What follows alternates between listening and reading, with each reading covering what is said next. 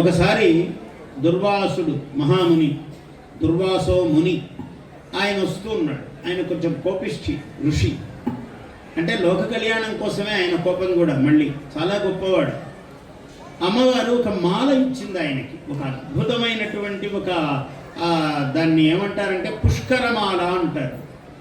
అది ఎప్పటికీ వాడదు, ఏనాటికి వాడని పుష్పాలు కలిగినటువంటి మాల పుష్కరమాల. అటువంటి మాలను అమ్మవారు ప్రసాదించింది. ప్రసాదిస్తే ఋషులకు ఏం కావాలి? వాళ్ళకి ఎవరైనా నమస్కారం పెడితే చాలు, సంతోషం, ఆనందిస్తారు. నమస్కారం పెట్టకుంటే కోపగిస్తారు, రెండూ ఉంటాయి. ఆయన వెళుతూ ఉన్నాడు, దేవేంద్రుడు కనిపించాడు. స్వామి నమస్కారం అన్నాడు. ఇదిగో తీసుకో, ఈ మాల ఇస్తున్నాను నీకని ఈ పుష్కరమాల ఇచ్చాడు ఆయన.